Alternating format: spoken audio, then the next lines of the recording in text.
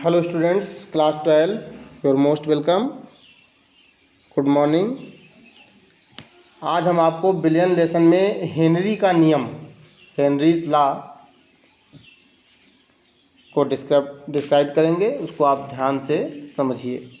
इसका नोट्स मैंने आपको दे दिया था कल। क्या है हेनरी का नियम?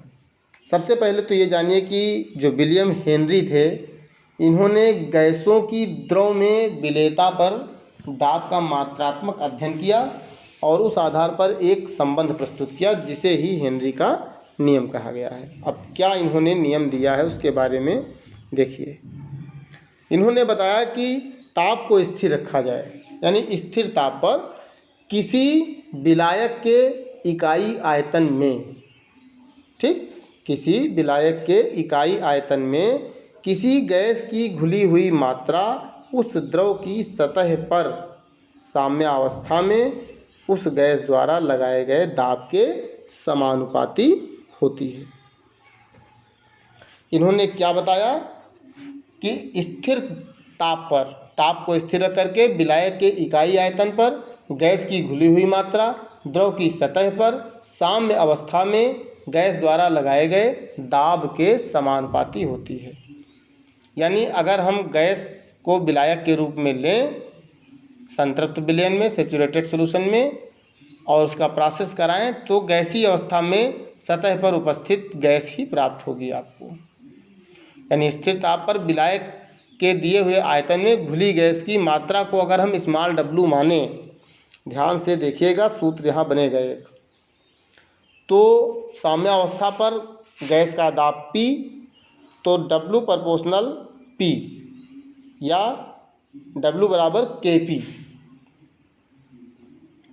ठीक। अब K यहाँ पर क्या है? कॉन्सोनेंट हो गया आपका, एक समानुपाती स्थिरांक हो गया, जिसका परिमाण गैस की प्रकृति, उसके विलायक की प्रकृति और ताप पर निर्भर करेगा। यानी K एक समानुपाती स्थिरांक है जिसका परिमाण आपका गैस की प्रकृति, विलायक की प्रकृति और ताप पर निर्भर करेगा। घुली हुई मात्रा, जो गैस की मात्रा है, उसमें गैस की सांद्रता के अनुरूप विलयन में वो प्रयुक्त होगी आपकी। तो इस आधार पर, यानी गैस की विलेयता और उसके मोल प्रभाज, अब मोल प्रभाज को कैपिटल X से प्रदर्शित करते हैं, के रूप में भी प्रयुक्त की जाती है। गैस की जो विलेयता है उसके मोल प्रभाज के रूप में भी हम व्यक्त कर सकते हैं। उसके लिए हेनरी ने एक और परिभाषा दी है कि स्थिर ताप पर किसी गैस का वाष्प दाब या वाष्प अवस्था में आंशिक दाब कैपिटल P उस विलयन में गैस के मोल प्रभाज X के समानुपाती होता है। यानी जैसे आपने ऊपर P W प्रोपोर्शनल P देखा था, तो अब वहाँ पर आप दाब के समानुपाती मोल प्रभाज को लिखिए, P प्रोपोर्शनल X, ठीक। अब प्रोपोर्शनल हटेगा तो यहाँ पर एक स्थिरांक आपका आएगा KH, जो कि हेनरी स्थिरांक कहलाएगा। यानी P equal to KH into X। KH equal to क्या है? हेनरी स्थिरांक है। इसका मान गैस की प्रकृति पर निर्भर करेगा। एक ग्राफ भी आपको साइड में दिखाया गया है कि यदि गैस का आंशिक दाब P और मोल प्रभाज X के मध्य ग्राफ खींचा जाता है तो सरल रेखा प्राप्त होती है, जैसा कि आपको बिंदुओं के द्वारा 3 गोले बना के दिखाए गए हैं। आंशिक दाब के क्षेत्र में मोल प्रभाज की गणना की गई है और इसको KH से प्रदर्शित भी किया जाता है। कुछ गैसें आपको बताई गई हैं जिसके हेनरी स्थिरांक के मान आपको दिखाए गए हैं इसमें। जैसे हीलियम है, ताप 298 केल्विन पर, इसका मान 144.97। हाइड्रोजन का 298 केल्विन ताप पर 69.16। नाइट्रोजन का 298 केल्विन ताप है 76 यानी 76.48। ऑक्सीजन का 298 टेम्परेचर पर 34.86 KH, यानी ये हेनरी स्थिरांक के मान है, किलो बार में दिए गए हैं। ऐसे ही नाइट्रोजन का 88.84 और ऑक्सीजन का 46.82। इसके लिए ताप 303 केल्विन है। और फिर आर्गन, कार्बन डाइऑक्साइड और मीथेन के लिए 298 केल्विन पर, आर्गन के लिए हेनरी स्थिरांक का मान 40.30, कार्बन डाइऑक्साइड के लिए 1.67 और मीथेन के लिए 0.41। ये कुछ मान आपको दिखाए गए हैं। और विलेयता में संबंध व्यक्त करने के लिए एक सूत्र भी नीचे बताया गया है। एक्स यानी मोल प्रभाज, किसी भी गैस का मोल प्रभाज अगर आपको निकालना है तो आंशिक दाब बटे हेनरी स्थिरांक, यानी एक्स इक्वल टू पी बटे के एच।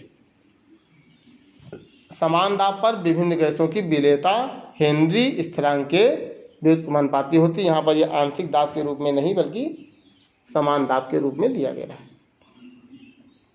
तो ये आपकी हेनरी के नियम है। हेनरी ने बताया है कि जब ताप को स्थिर करेंगे तो विलायक की इकाई आयतन में किसी गैस की घुली हुई मात्रा द्रव की सतह पर साम्यावस्था में उस गैस द्वारा लगाए गए दाब के समानुपाती होगी। और क्या बताया कि अगर हम उसको मोल प्रभाज के अब यहाँ पर जो इन्होंने बताया समानुपाती होगी, इसके लिए एक सूत्र हुआ के बराबर W/P। के यहाँ पर आपका क्या था, के क्या था, के आपका यहाँ पर एक समानुपाती स्थिरांक था जो कि गैस की प्रकृति, विलायक की प्रकृति और ताप पर निर्भर था। अब अगर हम मोल प्रभाज के रूप में गैस की विलेयता को व्यक्त करेंगे तो क्या हो जाएगा, P प्रोपोर्शनल X, यानी स्थिर ताप पर गैस के वाष्प दाब में आंशिक दाब विलयन की गैस के मोल प्रभाज के समानुपाती हो जाएगा। और जब यहाँ पर प्रोपोर्शनल हटेगा तो एक स्थिरांक प्राप्त होगा KH के रूप में जो कि हेनरी स्थिरांक होगा। कुछ इसके अनुप्रयोग भी बताए गए हैं। एप्लीकेशंस ऑफ हेनरीज लॉ, शीतल पेय और सोडा वाटर में, परंतु जब बोतल खोलते हैं तो दाब कम हो जाता है, ताप में वृद्धि हो जाती है ना। बोतल हिला दें अगर, उसके बाद खोलें तो पूरा सोडा वाटर बाहर आ जाता है। CO2 आपकी जो होती है वो बुदबुदाहट के रूप में बाहर निकलने लगती है। कुछ गोताखोर होते हैं जो गहरे समुद्र में श्वास लेने के लिए अधिक दाब महसूस करते हैं। वायुमंडलीय गैसों में की रक्त में विलेयता अधिक हो जाने के कारण ऐसा होता है। तो गोताखोर सतह पर जब आते हैं तो वाष्प दाब धीरे धीरे कम होने लगता है। ये हेनरी का एक यहाँ पर अपना प्रोसेस दिखाया गया है। हेनरी ने अपने एक अनुप्रयोग में दिया है कि गोताखोर श्वास के लिए उपयोग में आने वाले टैंक में क्या क्या रखते हैं, हीलियम मिश्रित वायु जिसमें नाइट्रोजन 56.2%, ऑक्सीजन 32.1% और हीलियम 11.7% का प्रयोग करते हैं। क्यों ऐसा होता है कि रक्त में जब वो गोताखोर सतह पर जाते हैं तो वहाँ पर जो दाब होता है, बाहरी दाब, वो धीरे धीरे कम होने लगता है और रक्त में जो गैस घुली होती है धीरे धीरे बाहर वो निकलने लगती है। तो जब बाहर निकलती है तो रक्त में नाइट्रोजन के बुलबुले बन जाते हैं जो कोशिकाओं में अवरोध उत्पन्न करते हैं, जिनको बेंट्स कहते हैं। इससे शरीर टेढ़ा हो जाता है। इसी से बचने के लिए ये हीलियम मिश्रित वायु का प्रयोग करते हैं। तीसरा प्रयोग आपका है कि फेफड़ों से रक्त में O2 और CO2 का आदान प्रदान हेनरी नियम पर ही आधारित है, यानी ऑक्सीजन और कार्बन डाइऑक्साइड का विनिमय। ठीक। अगला है कि अधिक ऊंचाई वाले स्थानों पर ऑक्सीजन का जो आंशिक दाब है वो मैदानी स्थानों की तुलना में कम होता है। इससे अधिक ऊंचाई वाले स्थान पर रहने वाले जो व्यक्ति हैं उनके रक्त और ऊतकों में ऑक्सीजन की मात्रा कम हो जाती है। जो जितने अधिक पहाड़ी क्षेत्र में बहुत ऊंचाई पर रह रहा है उसको ऑक्सीजन की कम मात्रा मिल रही है। क्यों? क्योंकि अधिक ऊंचाई पर वाले जो स्थान है वहाँ पर ऑक्सीजन का आंशिक दाब मैदानी स्थानों की तुलना में कम होता है और जिनको ऑक्सीजन की मात्रा रक्त और ऊतकों में कम मिल रही है उन व्यक्तियों को एक डिजीज़ का भी खतरा हो जाता है जिसको एनाक्सिया कहते हैं। ऐसे लक्षणों को एनाक्सिया कहते हैं। सोच उनकी जो होती है, सोचने की क्षमता वो स्पष्ट नहीं होती है, तो उसको एनाक्सिया कहते हैं। इसके बाद कुछ हेनरी की सीमाएं भी हैं। ठीक। इन्होंने कुछ लिमिटेशन भी अपने बताए हैं। दाब उच्च नहीं होना चाहिए, ताप कम होना चाहिए, गैसों की विलायक में विलेयता कम होनी चाहिए। और बताया है इन्होंने कि आणविक जो गैस की आणविक अवस्था है द्रव व गैसीय दोनों अवस्था में समान होनी चाहिए, आणविक अवस्था अपरिवर्तित रहनी चाहिए।